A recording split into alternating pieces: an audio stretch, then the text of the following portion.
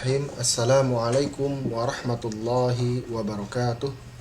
Innal hamdalillah nahmaduhu wa nasta'inuhu wa nastaghfiruh wa na'udzu billahi min shururi anfusina wa min sayyiati a'malina.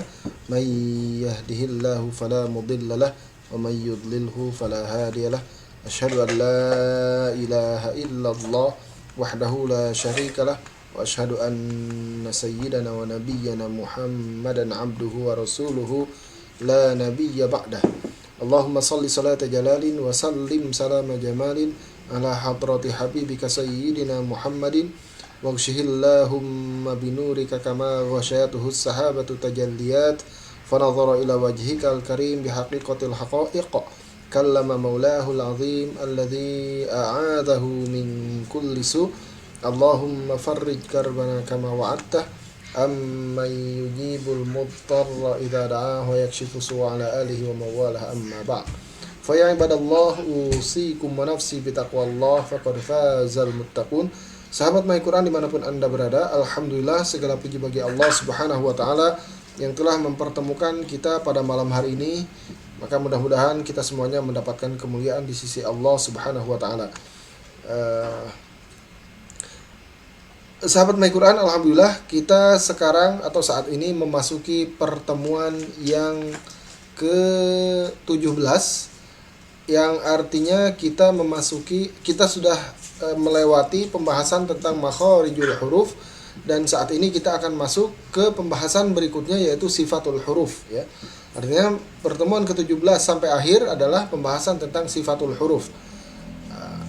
Maka mudah-mudahan apa yang kita pelajari selama ini atau tentang makharijul huruf sudah kita pelajari bermanfaat dan diberikan mendapatkan kebaikan dari apa yang kita pelajari sebelum-sebelumnya.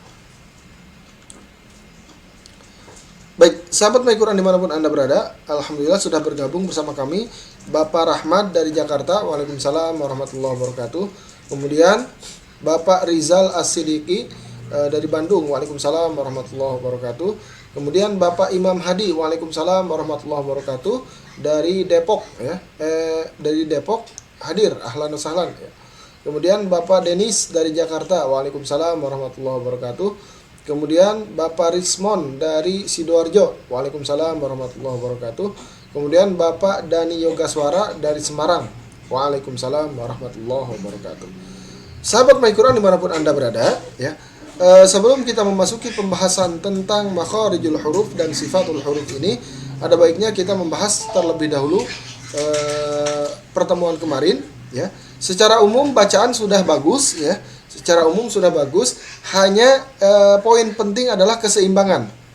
Artinya banyak yang kurang menekan ketika gunnah atau ketika dikhaishumkan ya. Padahal semuanya harus seimbang. Keseimbangan dalam gunnah ya. Keseimbangan dalam dengungan tersebut. Kita ambil contoh, yang pertama adalah nun tasydid. Maka jangan minal jinnati wan nas. Apa yang salah? Minal jinnatinya menekan, sedangkan wan nasnya tidak menekan. Maka harusnya seimbang, tidak minal jinnati wan nas. Nah, artinya ada ketidakseimbangan dalam tekanan. Harusnya seimbang. Minal jinnati wan nas ya. Ulangi, minal jinnati wan nas ya. Artinya ada tekanan dulu baru dilepas. Nah, itu harus seimbang masing-masing. Nah, mayoritas ya, setiap contoh ya yang atau tugas sahabat My Quran ya, banyak yang tidak seimbang atau ada perbedaan pengucapan ya antara satu dengan yang lain, antara satu hukum dengan hukum yang lain. Harusnya ada tekanan masing-masing ya. Contoh misalnya ketika kita membaca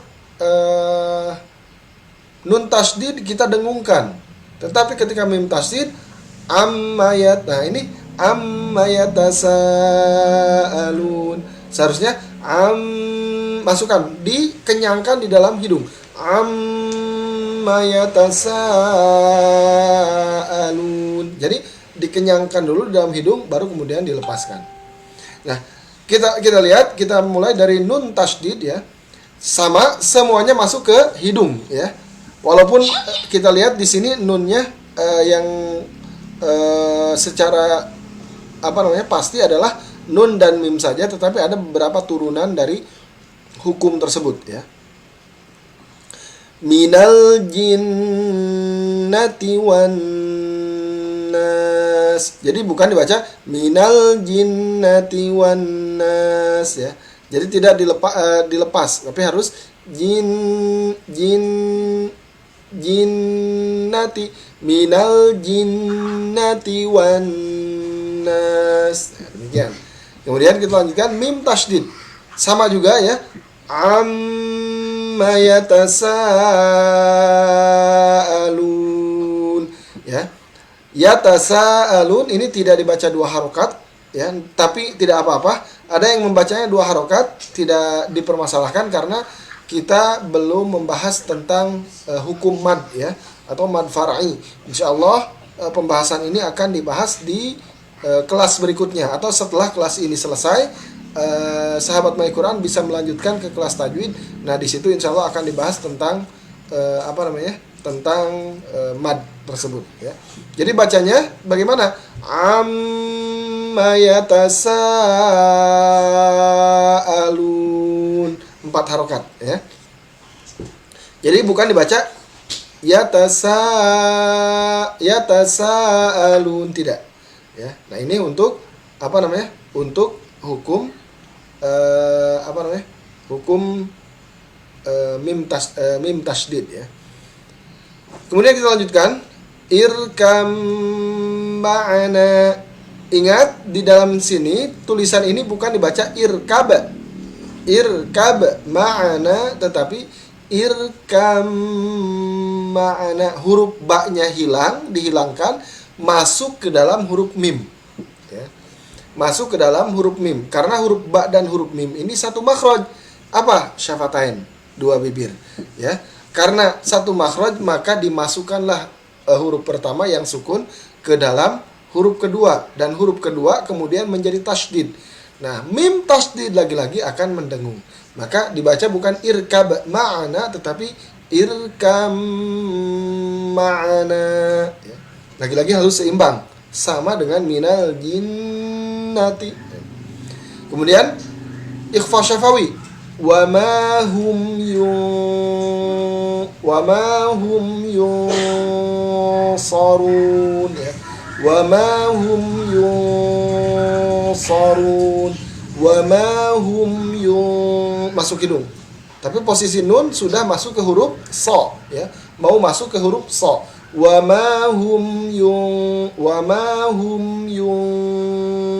yunsarun. Kemudian maaf, ikhfa syafawi ya. Mohon maaf tadi salah. Wa ma hum bimu'minin, wa ma hum bimu'minin. Cara membacanya adalah untuk ikhfa syafawi ada 3 cara ya. Pertama adalah infiraj atau ada jarak, wa ma hum, ada jarak ya.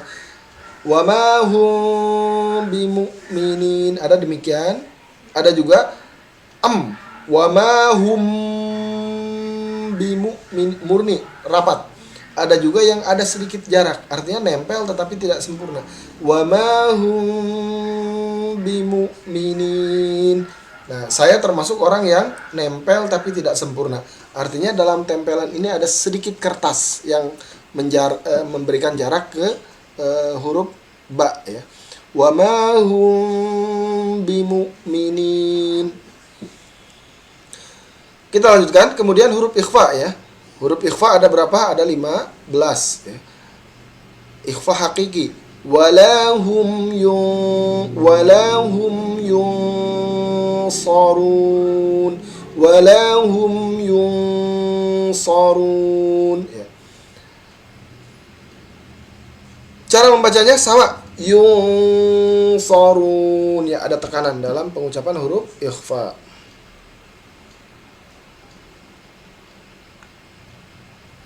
Kemudian kita lanjutkan ya. Nah, di sini ada huruf iqlab. Huruf iqlab bagaimana membacanya? Iqlab mim ba'di, sama seperti ikhfa syafawi ya. Artinya ada yang infiraj atau jarak ya, mim ba'di. Nah, ada yang iltimas, mim ba'di. Ada juga yang menekan atau intibak, mim ba'di. Nah, kemudian idgham mislain atau sama hurufnya, yaitu mim bertemu dengan huruf mim. Alaihim muqsadah. Alaihim muqsadah. Ingat, huruf hamzah tidak memantul ya.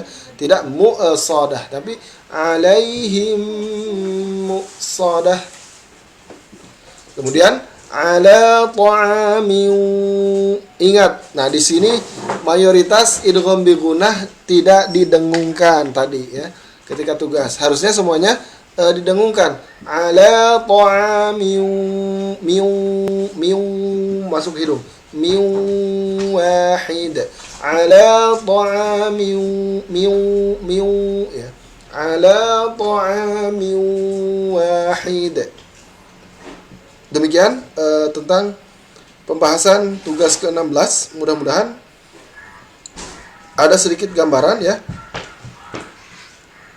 Secara umum kita tidak akan membahas tentang hukum-hukum ini secara detail, karena ini adalah hukum-hukum yang akan dibahas di kelas tajwid secara detailnya akan dibahas di kelas tajwid. Adapun di sini kita hanya sekilas dan pembahasan secara umum saja. Dan insyaallah akan dilanjutkan ya. Bagi yang ingin melanjutkan bisa mengikuti kelas tajwid di setelah pertemuan ini selesai ya. Setelah kelas ini selesai, maka boleh mengikuti jenjang berikutnya, yaitu jenjang tajwid. Baik, sahabat My Quran, selesai sudah pembahasan tentang makharijul huruf, maka kita masuk ke sifatul huruf ya. Alhamdulillah, Bapak Aziz Abdul dari Palembang. Bapak Abdul Aziz dari Palembang. Waalaikumsalam warahmatullahi wabarakatuh. Kemudian Bapak Ali dari Palembang juga. Waalaikumsalam warahmatullahi wabarakatuh. Kemudian Bapak Sudarmaji Sumowiono dari Pekanbaru. Ahlan wa sahlan. Kemudian Bapak Irfan Maliki dari Batam. Waalaikumsalam warahmatullahi wabarakatuh.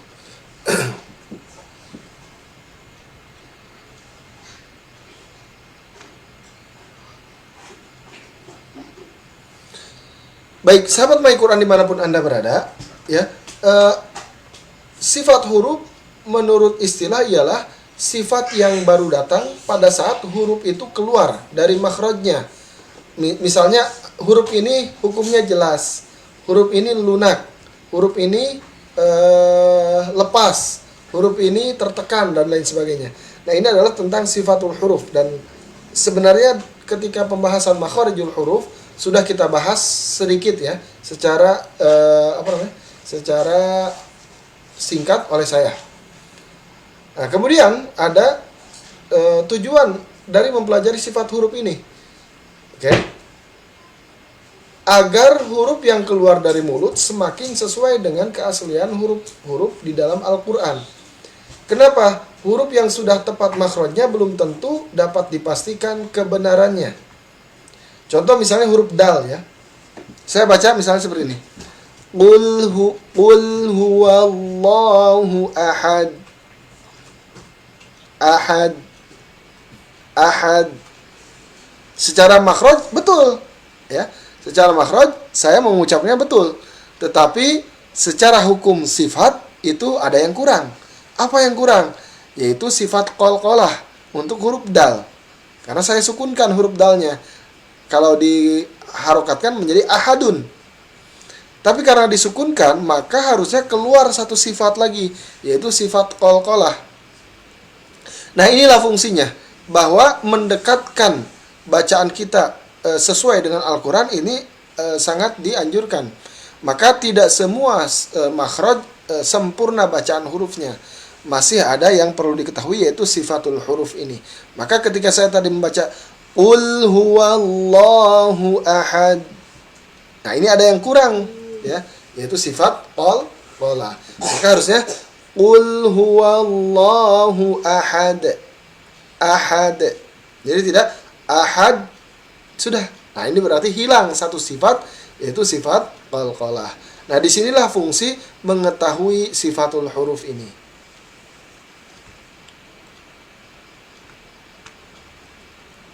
Sahabat My Quran, kemudian pembagian sifatul huruf menjadi dua ya. Sifat yang memiliki lawan kata disebut as-sifat al-mutadadah. Kemudian sifat yang tidak memiliki lawan kata, as-sifat ghairul mutadadah. Ya. Jadi ada yang memiliki lawan kata, misalnya kalau lawan kata itu misalnya baik, lawannya buruk, besar, kecil, kemudian pahit, manis, dan lain sebagainya. Nah, sedangkan di sini ada beberapa sifat ya. Maka yang kita bahas saat ini yang pertama adalah sifat yang memiliki lawan kata. Oke. Nah, sifat yang memiliki lawan kata adalah sifat hamas, lawannya adalah jahar. Kemudian sifat syiddah, lawannya adalah tawasud dan rakhawah. Kemudian sifat selanjutnya adalah isti'la dan istifal. Ya. Lawan daripada isti'la adalah istifal. Kemudian lawan daripada itbaq adalah infitah. Kemudian lawan daripada idlaq adalah ismat. Ya, kemudian kita lanjutkan sifat hamas ya. Untuk pertama kali kita membahas tentang satu sifat, yaitu yang memiliki lawan kata, yaitu sifat hamas, dan lawan daripada hamas adalah jahar. Ya, sifat hamas menurut bahasa artinya samar. Menurut istilah ialah keluarnya atau berhembusnya nafas ketika mengucapkan huruf karena lemahnya tekanan terhadap makhraj tersebut. Hurufnya apa saja? Fahathahu syakhsun sakat. Ya, fahathahu syakhsun sakat. Fa. Maka tidak boleh fa. Nah, ini salah. Disinilah kenapa saya sering mengatakan tekanannya terlalu kuat, Bapak, ya. Tekanannya terlalu kuat, ya. Misalnya huruf H dibaca H. Nah, ini padahal dia memiliki sifat hamas, maka tidak boleh tekanannya H. Nah, ini terlalu kuat. Yang benar H, ya. Lemah. Fa, H juga tidak H. Nah, tidak demikian, tapi H. Fa, ha, sa, ya. Sa, hu, syakhsun, sakata. Sakata. Disingkat menjadi fahathahu syakhsun sakat, ya. Maka huruf-huruf ini dibaca tidak terlalu menekan atau hempasan nafasnya tidak terlalu kuat, ya. Berbeda dengan huruf yang lain, ya. Nah, saya kasih contoh misalnya, ada yang membaca huruf fa dibaca apa? Ba. Pa. Nah, artinya apa? Huruf fa berubah menjadi huruf yang sifatnya bukan hamas lagi, tapi jahar. Ya. Lawan daripada hamas ini adalah jahar. Ya.